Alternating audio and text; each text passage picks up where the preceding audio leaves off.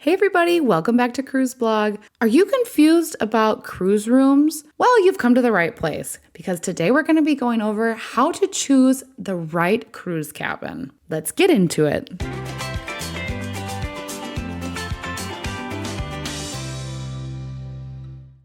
Cruise staterooms are also called cruise cabins, and they come in a variety of options. Deciding between them can be very confusing, so we've come up with a list of things to do that can help narrow down your search. When you step foot on a cruise ship, your cabin becomes your home away from home for the duration of your sailing. This is where you'll shower, sleep, and relax between rounds of trivia, poolside lounge sessions, and those nightly dance parties, so you'll want to make sure that it suits your needs. First, get to know the main cruise cabin types. Let's go through a description of the 4 main cabin types that you'll see on just about all mainstream cruise ships. First, you'll have inside or interior cabins. These are generally some of the smallest on any vessel, and they offer no windows or portholes, which means that there's no natural light in these cabins. However, some ships offer virtual views via LED screens, such as the magical portholes and virtual balconies featured on Disney and some Royal Caribbean ships. Some passengers swear by interior staterooms, I being one of them, claiming that their lack of light combined with the swaying of the ship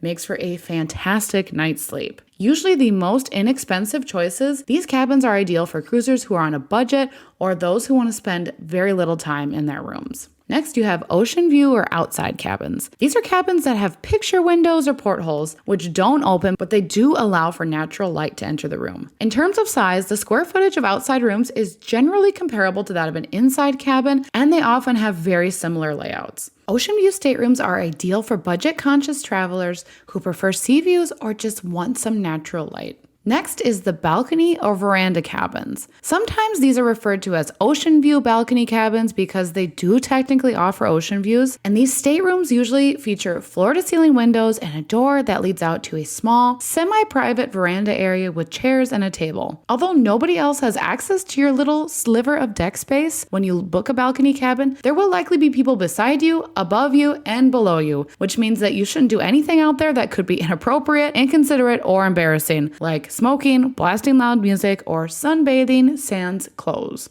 Often larger than inside and ocean view rooms, balcony rooms are great for passengers who have a little bit more money to spend, who want a little bit more space, and who are considering particularly scenic itineraries, along with those who just want to relish a bit of downtime in their own little outdoor area. And then finally, you have suites. And now suites vary widely from line to line and vessel to vessel, but these are almost always the largest and most expensive cabins available on any cruise ship. In addition to more square footage and balconies, suites regularly offer extras, such as priority boarding, reserved theater seating, and access to suite passengers-only restaurants, lounges, and pools. Some of the largest suites also offer amenities like concierge and butler services, along with multiple bedrooms and bathrooms, in-cabin entertainment systems, potentially a dining area. You can find bars, pianos, and even private hot tubs and saunas. These staterooms can be budget busters though, so these are best for cruisers with a little bit more cash to spend. These are also a solid choice for groups or passengers who relish a more private, upscale experience with access to perks and exclusive areas.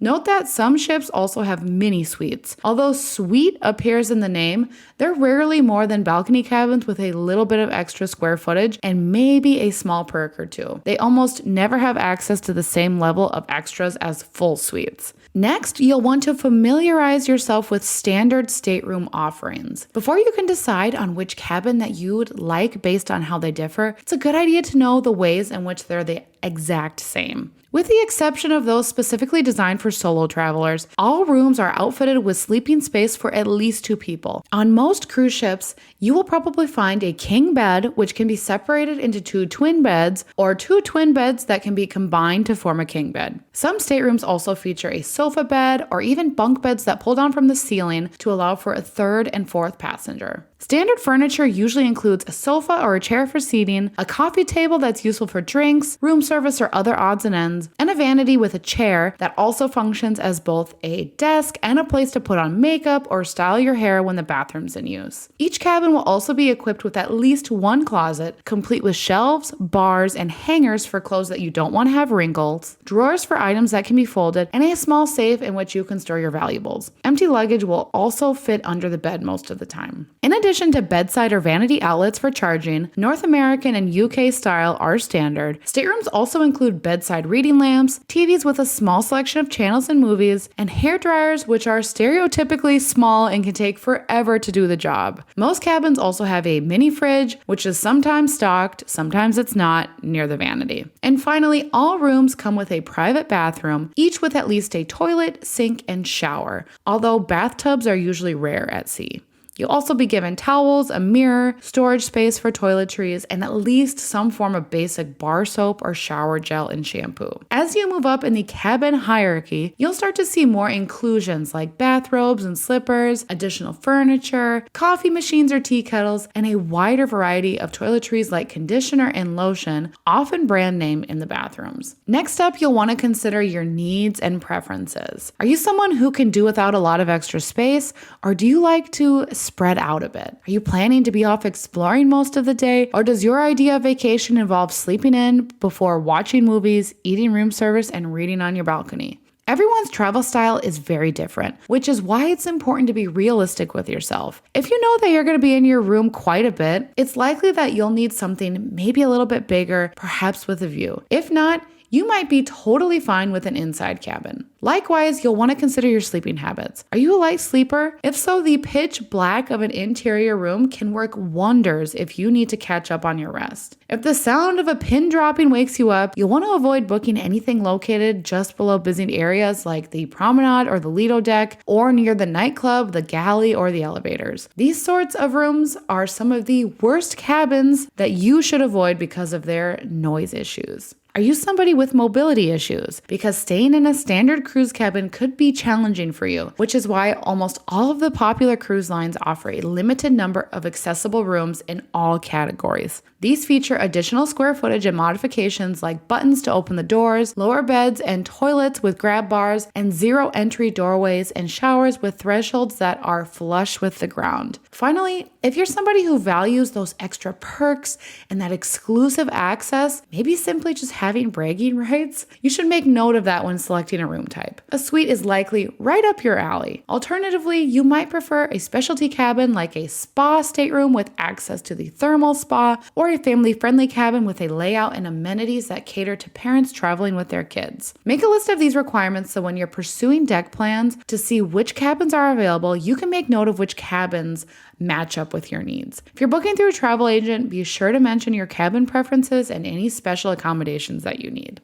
Next, you'll want to be smart about your cabin location. You should consider cabin location when choosing the perfect cruise room. Depending on your needs, you'll want to avoid certain types of cabin. For example, if you're new to cruising, you might not know whether you're prone to seasickness. Even though there's a couple remedies you could consider, having a cabin on a low deck towards the middle of the ship can be helpful because there's less movement. Grounding your body's equilibrium is also essential when you're feeling motion sickness. Staring at the horizon is key, but if you want to do that from the comfort of your own space, you'll probably want a stateroom with a view. Anything but an inside cabin will do the trick. If you want easy access to your favorite parts of the ship, you should reserve a cabin that's central to the areas that you plan to frequent. Reach sun worshiper status, make it easier for your children to have fun, or snagging that prime showtime seat by staying in a room near the pool, the kids club, or the theater. Okay, next you also need to set a budget. Finally, set a realistic limit for how much you plan to spend on your cruise. Don't forget to factor in items beyond that cruise fare, such as specialty dining, shore excursions, spa treatments, alcohol, other beverages, Wi-Fi, and gratuities. Of course, it would be wonderful if everybody could afford a suite, but that isn't the reality, and that's okay. Honestly, I can't afford a suite, and that's just fine. You can have a fabulous time on your voyage, and even the most basic of cabins, as long as you set your expectations realistically. If you can't afford exactly what you want right now, don't worry. You can book now for a cruise that's 2 or 3 years away. You can simply put down a deposit or a percentage of your overall fare and make payments over time. You can definitely look for cruise promotions that offer discounts and extra perks, which can get you the cruise room that you want for less. There are also ways for you to work your way up to a nicer cabin or even get an upgrade to a better room than you booked. Try joining a cruise line's loyalty program so that you can earn points on those sailings and you can earn booking discounts as well. And the same is true if you sign up for a cruise line credit card. For each purchase you make, you'll earn points that you can cash in later for cabin upgrades, gift cards, or onboard credit to help offset the cost of nicer rooms. You can also consider booking a guarantee cabin. These rooms are priced lower because you don't get to pick a specific cabin location. The cruise line will assign it right before you're sailing. You might end up in a cabin category above the one you paid for. Some cruise lines allow you to bid on upgrades while others offer them for free to lucky passengers. Maybe you'll be one of them. So those are our best tips for booking and choosing the right cabin for you and your family or your travel group. Comment below if you have any special locations or cabin types that you always cruise in. And be sure to like and subscribe to the Cruise Blog channel so that you can be notified every time we have a new video. Until next time, everybody, happy cruising and thanks for tuning in.